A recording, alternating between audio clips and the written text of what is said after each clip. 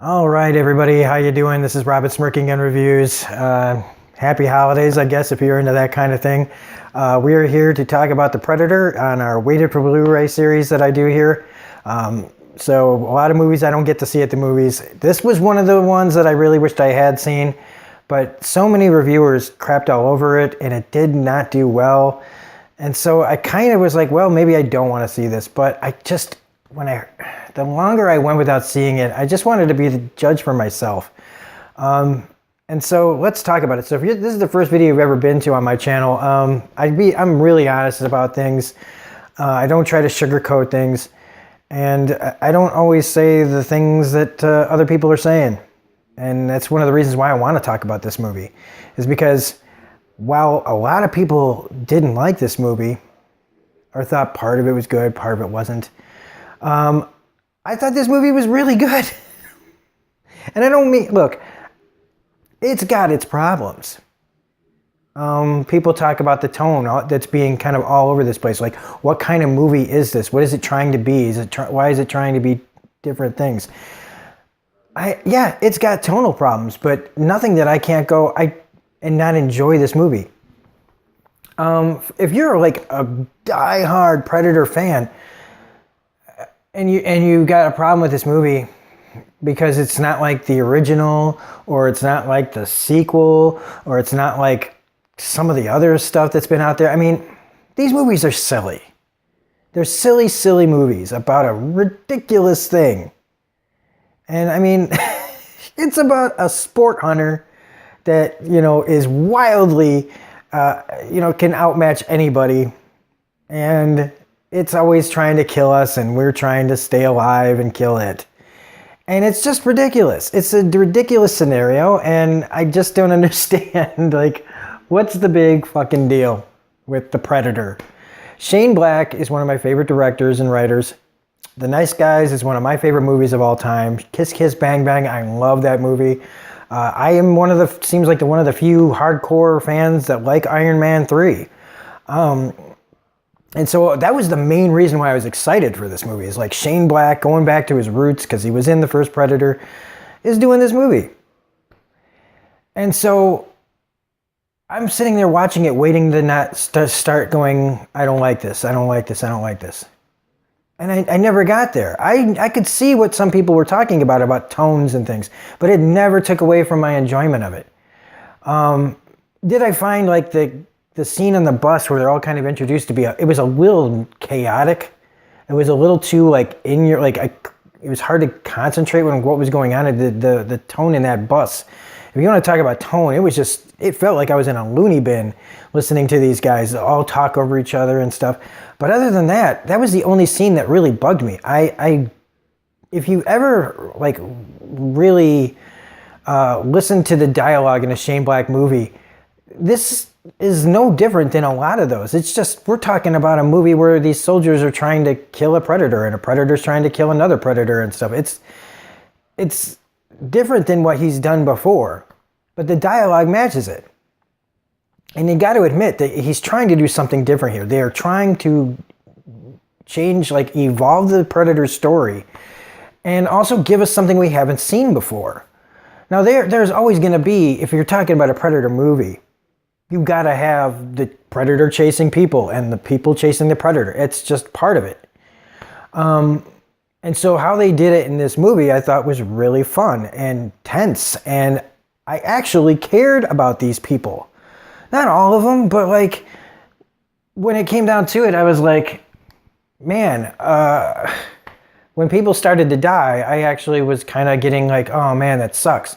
In the first Predator movie with Arnold, I didn't care about any of those people. None of them. Not the girl that they were trying to save. Not a single one of them. They all had, some of them had, like personalities that were kind of fun. But no, I didn't give a shit when they died. I was more like, ooh. And then I started thinking, man, the Predator's a fucking asshole. And I don't really like the Predator. He's like at an unfair advantage over us. But then that's the joke, right? Is that we have an unfair advantage over the animals that we hunt. And so what if something comes down here and hunts us like animals? I get the joke.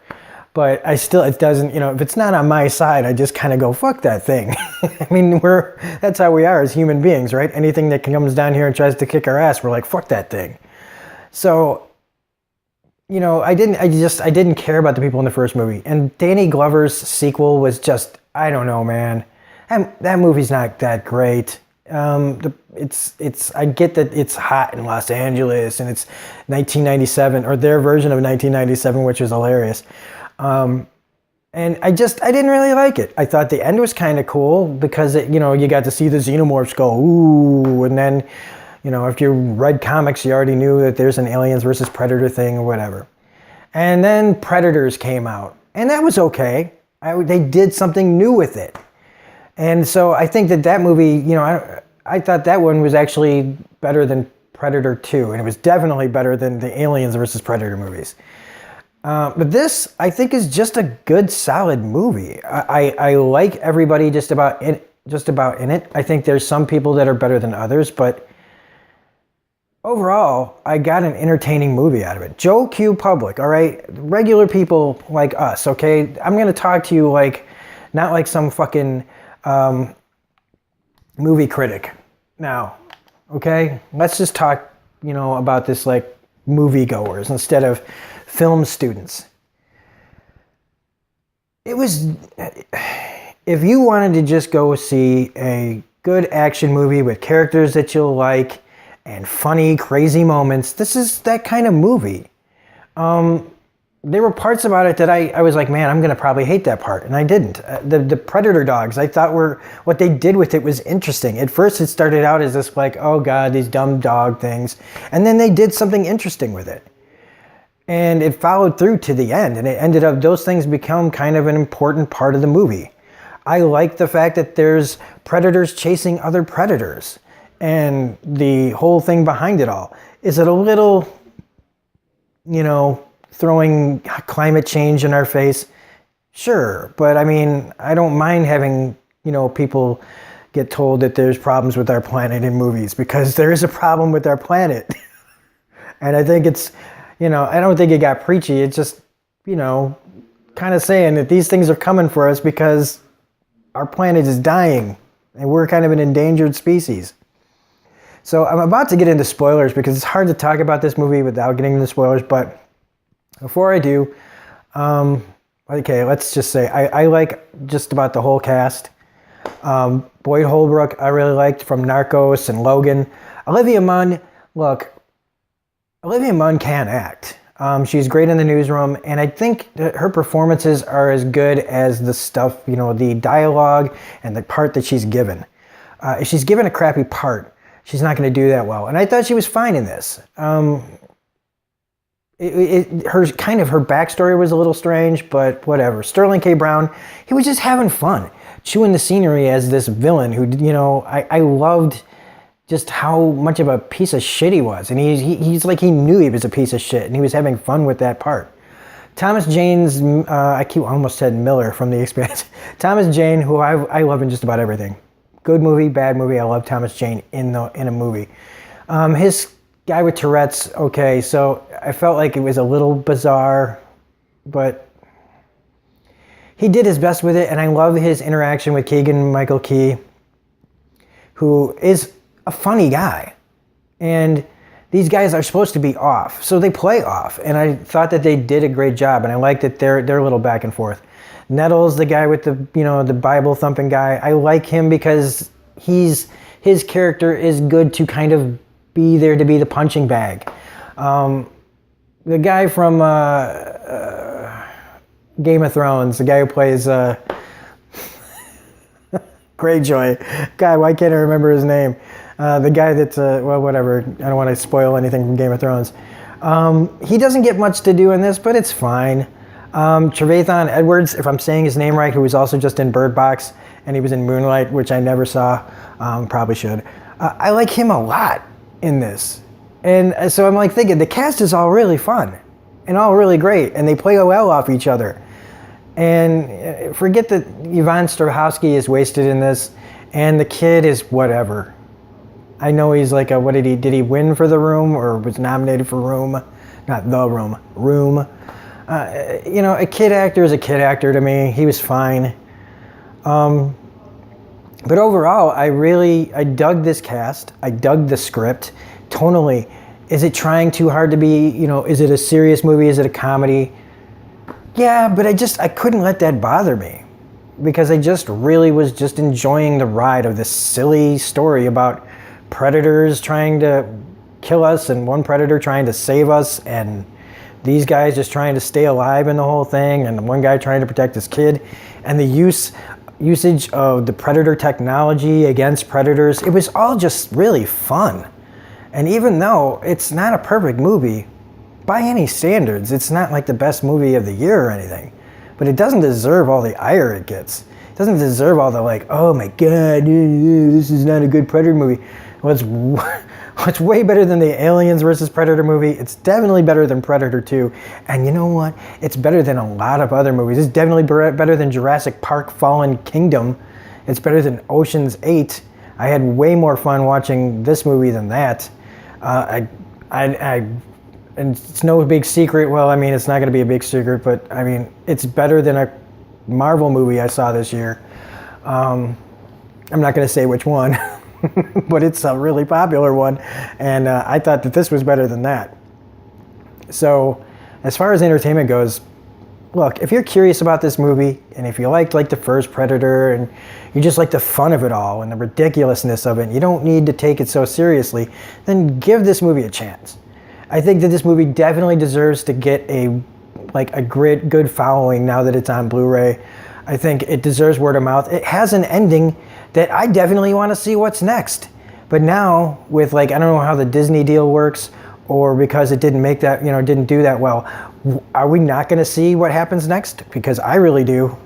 So anyway, that's the non-spoiler part of this. And so I'm going to talk about some spoilers in this. So yeah, if you that's all you wanted, I give this, it's like a B. This movie's like a B. All right, it's not an A+, it's not a D. It's right there. It's right above average. So, and it's okay as far as Shane Black movies goes. It's not as good as Kiss Kiss Bang Bang or The Nice Guys, but it's better than Iron Man 3. So, and I still like Iron Man 3, like I said. So anyway, let's get into some spoilers. So yeah, this is another one of those body count movies, just like Bird Box. You're just waiting for people to start getting picked off.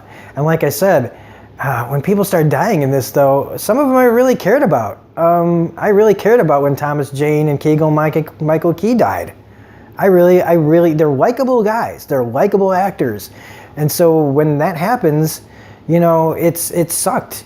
When Sterling K. Brown dies, it was hilarious. It happened so fast, and you think that's the joke of the whole thing, is that this guy is out there trying to hunt this thing with its own technology, and he ends up dying over it because he didn't understand this thing. It's hilarious.